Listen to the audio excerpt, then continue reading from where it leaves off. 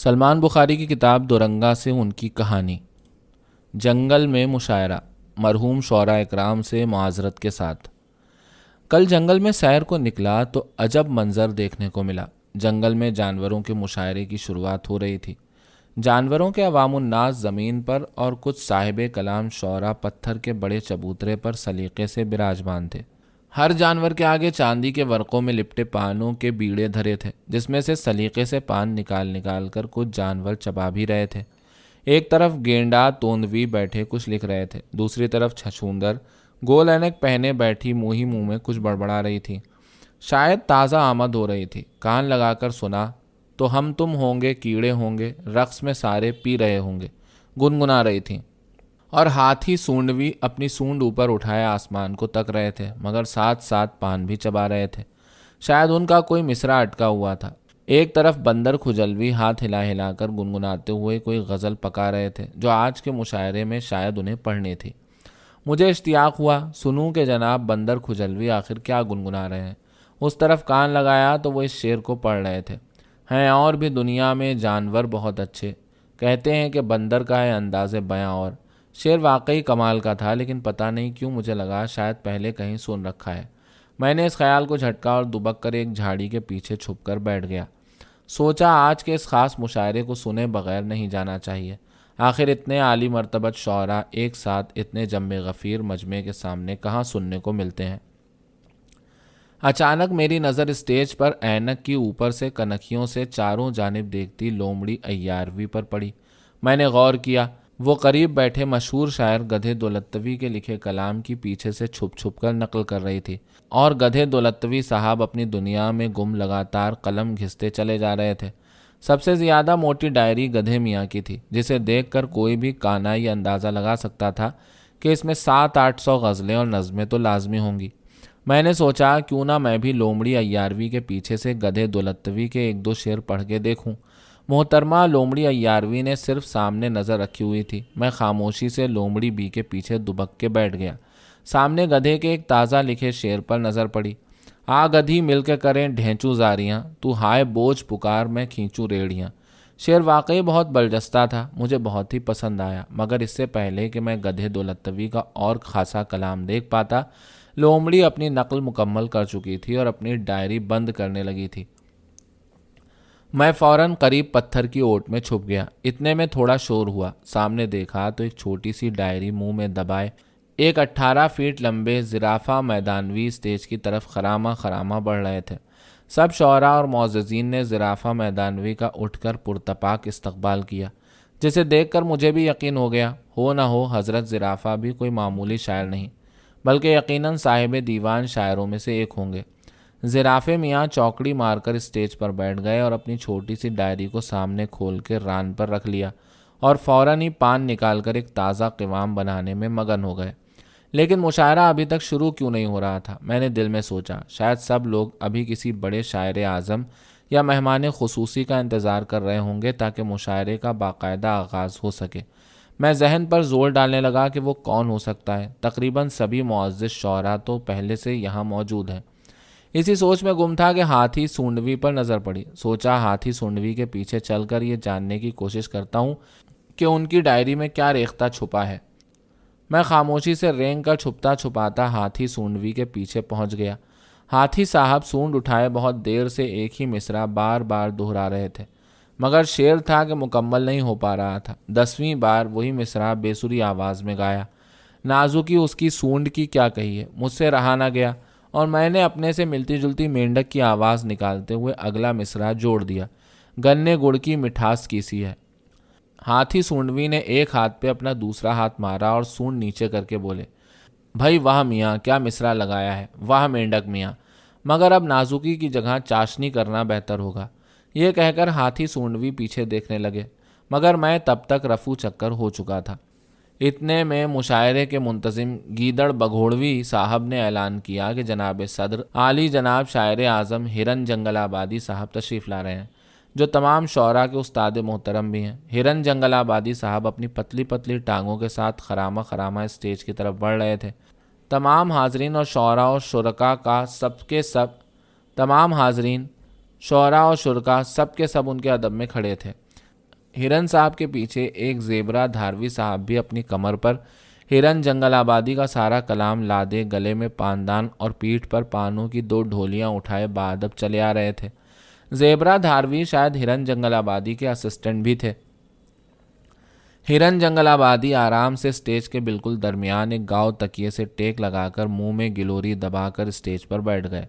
اتنے میں چیتے خونخواروی عرف مکاروی نے، جو جنگل کے وزیر اعظم بھی تھے، اعلان کیا کہ بادشاہ سلامت جناب ببر شیر اعظم بھی مشاعرے میں شرکت کے لیے کچھار سے ادھر کے لیے نکل چکے ہیں۔ ان کا حکم ہے کہ ان کی آمد تک مشاعرے کا آغاز نہ کیا جائے۔ کچھ ہی دیر میں بغیر منہ ہاتھ دھوئے، بغیر بال بنائے، کھچڑی بالوں کے ساتھ بادشاہ شیر اعظم وہاں خون سے تربتر دانتوں کے ساتھ پہنچ گئے۔ شاید تازہ کسی بھینس کو چیر پھاڑ کر آئے تھے۔ ان کے پیچھے ان کی 3 ازواج بے پردہ شیرنیاں بھی ببر شیر اعظم صاحب سے زیادہ بری حالت میں موجود تھیں۔ ہرن جنگل آبادی نے بادشاہ کے نیم اڑیا کنبے کو دیکھ کر فلبدی یہ شعر کہا: وہ آئے مشاعرے میں ہمارے خدا کی قدرت ہے، کبھی ہم خود کو کبھی ان کے دانتوں کو دیکھتے ہیں۔ شاعر اعظم ہرن جنگل آبادی کا شعر سن کر مشاعرے میں واہ واہ کا ایسا شور اٹھا جو تھمنے کا نام نہ لیتا تھا۔ ایک شاگرد بکری بار بار مکرر کی صدائیں بلند کرنے لگی۔ چیتے مکاروی اور لکڑ بگے نے غصے سے سب کو خاموش ہو جانے کو کہا اور کہا کہ بادشاہ سلامت کی اس توہین کی ضرور سزا دی جانی چاہیے۔ ہاتھی سونڈوی نے چنگھاڑ کر سب کو خاموش کروا دیا اور بولے: خبردار اگر کسی نے استاد محترم ہرن جنگل آبادی کی طرف میلی آنکھ سے بھی دیکھا۔ گینڈے توندوی، زرافے میدانوی، ریچھ بھالوی اور دریائی گھوڑے پانی پوری نے بھی ہاتھی سونڈوی کی ہاں میں ہاں ملائی۔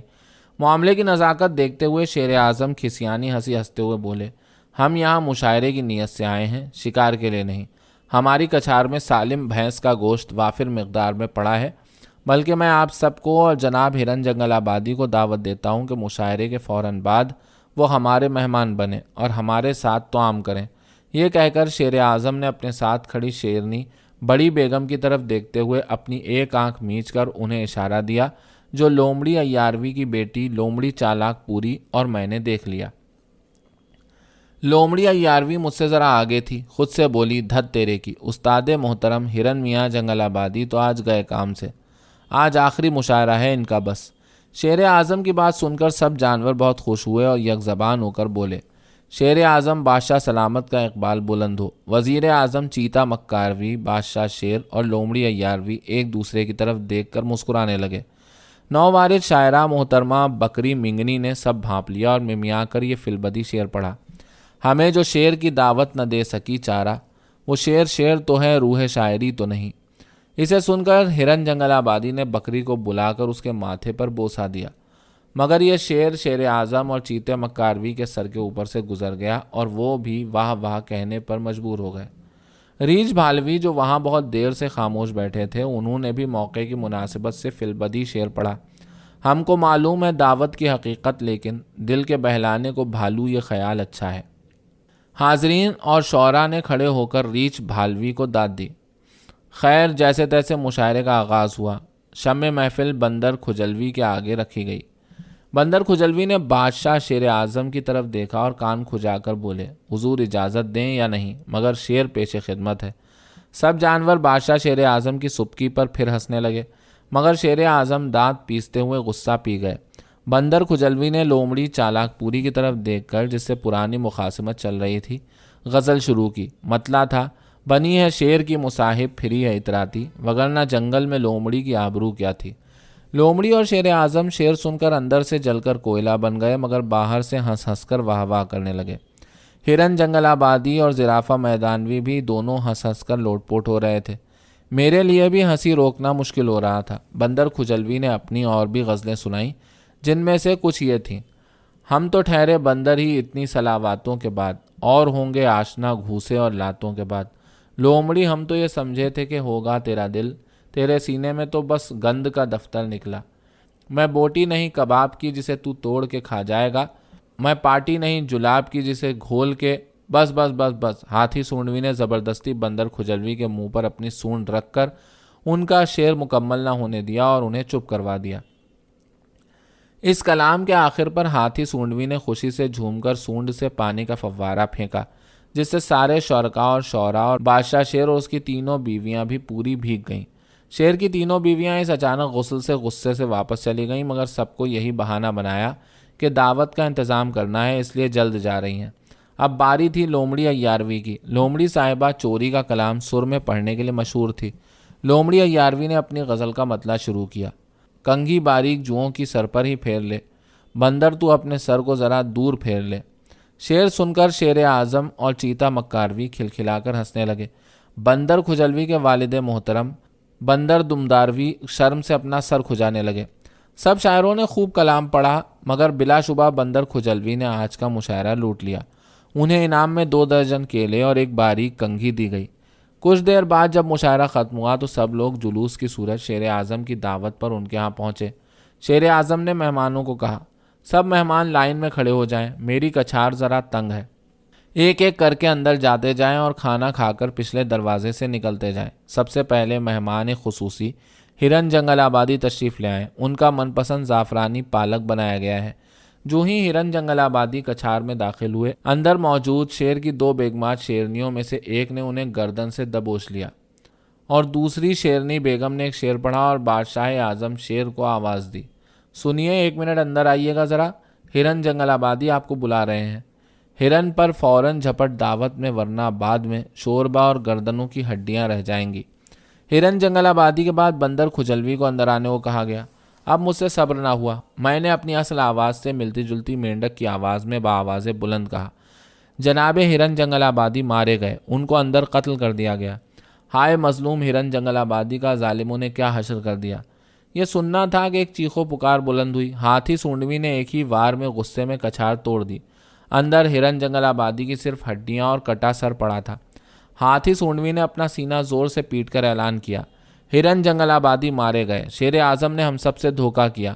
یہ سننا تھا کہ چاروں طرف سب جانوروں نے شیر اعظم اور ان کے اہل و عیال کی وہ درگت بنائی کہ رہے نام جنگل کا۔ شیر اور اس کے اہل خانہ، چیتا، لکڑ بگے سب وہاں سے دم دبا کر ایسے بھاگے کہ پھر نہ لوٹے۔ اس فتح کے بعد آخر میں بکری منگنی نے اپنا مشہور شعر پڑھا: اے شیر بد، تجھ سے تو مچھر نہیں مرتا، بکری ہوں مجھے کون ممیانے نہیں دے گا۔ بکری صاحبہ نے سب سے التجا کی کہ یہاں اسی متبرک مقتل گاہ پر ہرن جنگل آبادی کا عالیشان مزار تعمیر کیا جائے اور یہاں ہر سال آج کے دن عظیم الشان مشاعرے کا اہتمام کیا جائے۔ سب نے اس کی تجویز کی تائید کی۔ میں بھی کافی تھک چکا تھا، اٹھا اور واپس گھر کی راہ لی۔ گھر آیا تو آگے بکرے کا گوشت پکا تھا۔ ہرن جنگل آبادی کی موت سے دل پہلے ہی اچاٹ تھا، پھر بکری کا چہرہ نظروں کے سامنے آنے لگا۔ دل نہ کیا کہ کھاؤں، بیگم کو آلو کی ترکاری بنانے کا کہہ دیا۔ ذہن میں بندر کھجلوی کے اس شعر کا دوسرا مصرع دوڑنے لگا اور ابکائی سی آ گئی: میں بوٹی نہیں کباب کی جسے توڑ کے تو کھا جائے گا۔